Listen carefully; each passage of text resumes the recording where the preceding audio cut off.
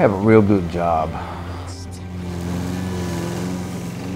They pay me well, but trust me, they get it. I drive a forklift and unload freight off of one trailer and put it to where it's going to the other. I go to work at 5 o'clock in the evening. Here's my den. This is like the man pad. Got a nice walk-in closet here. I love paying my house note. I love it. All I gotta do is get on my computer and just do a couple of clicks and all my bills are paid. I pay all my bills on the computer and I love doing that. None of this would have happened if it hadn't have been for the task force.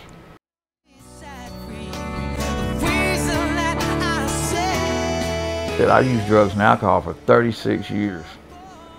That's a pretty long time. I never thought I had a problem with it until I became homeless in February of '06. One night a friend of mine that owed me some money, paid me some money, and I went and blew all of it on drugs and alcohol. And then the next day was when I woke up in the house with no walls in it, an abandoned house in a pile of trash. And that's when I said no more.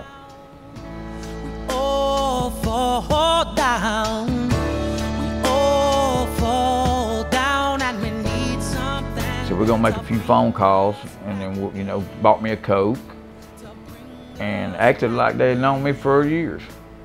That was a good thing, because somebody that's going through that rough stuff and everything, having somebody that not look at you like, well, yeah, you screwed up and all this, you know, it was just real nice.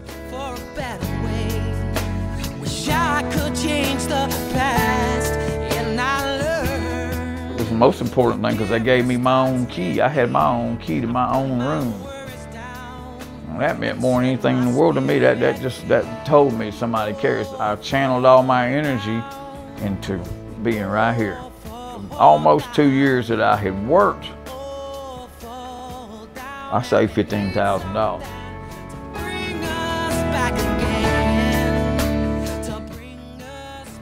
When I went and bought the furniture to move in here, and this place didn't have nothing in it. It didn't have nothing except what I brought in my car.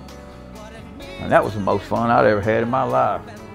And all this stuff that I'm saying and things that I was able to do, I would not have been able to do it if it weren't for them. We all fall down.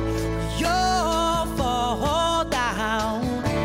We all fall down, and we need something to bring us back again.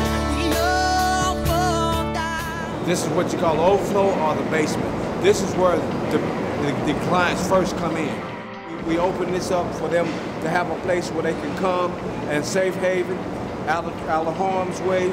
They can sit down and relax, out of the sun, out of the rain, out of the bad weather, cold or whatever, and be safe until we can help them move on with their lives. I mean, you'd be surprised of the people that we have in here that has degrees, that have special talents, lawyers, doctors. We get all kind of people in here. At 7 o'clock, we issue out beds. This is where the guys come from downstairs in the basement, come upstairs to be able to lie down on the mat, which is mats are cleaned and sterilized every day. We have approximately 375 beds up here, and by 8:30, all of them will be filled. By this fall, when winter sets, we'll go up to anywhere from 550 to 700 people. And we'll fill this area up. Then we'll have to open up the lower level to occupy anybody else over that. We have what you call resident volunteers who works as security. We have them posting, and we have 3 of them. One posted at the front door, working the door, one posted in the back, and one posted in the middle. They constantly patrol and be looking for different things and whatever. And believe it or not, we're very strict on our policies and our rules. If you violate them, we will ask you to leave. We don't like to do that. We get no pleasure out of having somebody leave. But if we don't have order, we'll have chaos.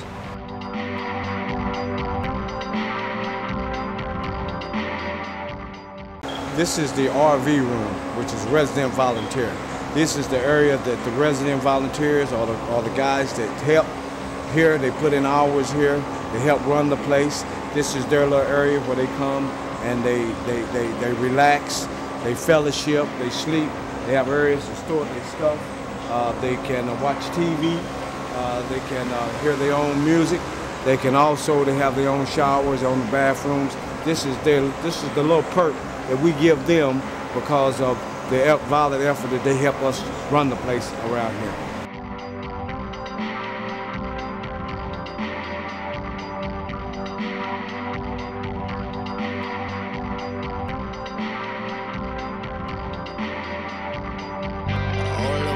Together now.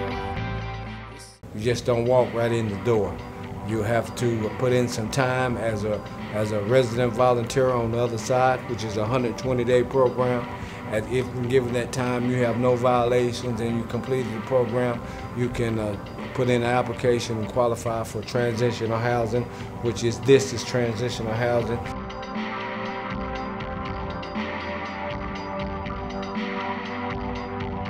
Myself and my compadres, we assist people with getting placements. Normally we get anywhere from maybe 50 calls or better a day.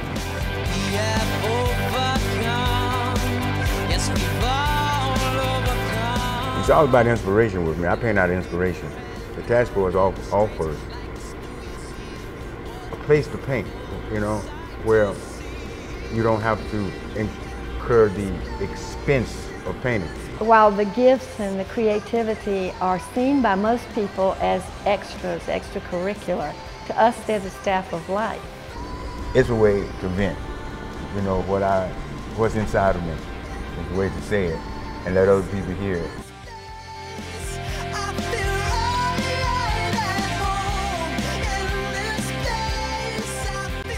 This is our bicycle shop area. This is an area that was designed to give the guys something to do, something to look forward to. You have to come in and you have to build it from scratch. You have to make it. You have to learn how to make your bike, how to build your bike from scratch. That way you'll learn, you'll know how to maintain it, keep the upkeep on it. If you get a flat, you know how to fix it. If the chain break, you know how to fix it or whatever. And then it broadens your mindset as far as if you want to go out and pursue a job in that field. There's a lot of bike shops around here that needs good people.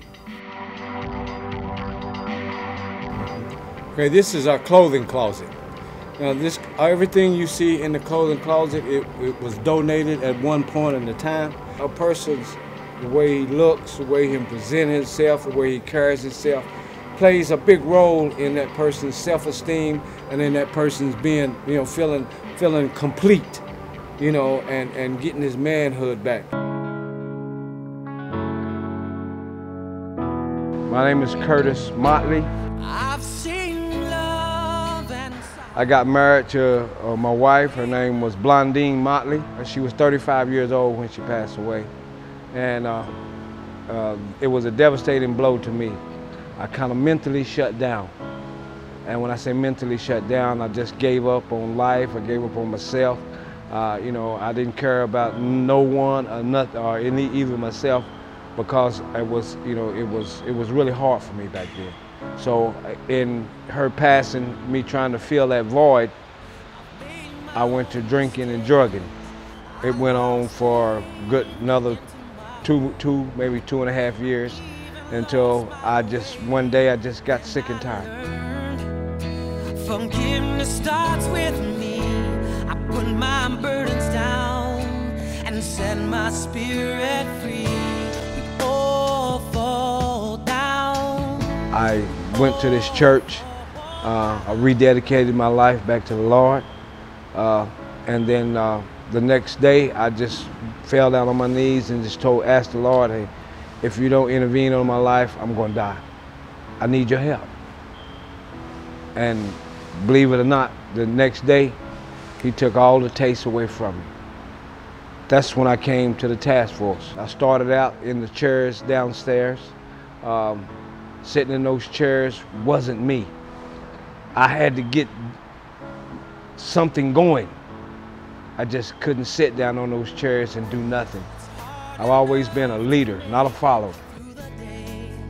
Without holding yourself back, then This is my home, where I stay at. As you can see, it's a nice room. I have all the luxuries of my own apartment. I have my own key behind closed doors. I have my bed. I have my entertainment center, my TV, and I have my clothes. All of these things were provided to me by the task force when I first came here. I accumulated these things. This is a part of the program where you are almost ready to graduate. Being able to turn a key even here means that you're gaining some self-esteem back, you're gaining some pride back. What do you think your wife would think of you right now? I think she would be very proud of me. I've been through hell. I've been through hell. I've had a lot of trials, tribulations. I've been out there in the streets. I've been under the bridges. I've panhandled for food. You know, I've just been through hell. And now I don't have to go through that anymore. I can stand on my own 2 feet and be a man. Is that what this is about, Curtis? That's what this is. Being a man. Living. And not how somebody wants you to live, but how you want to live.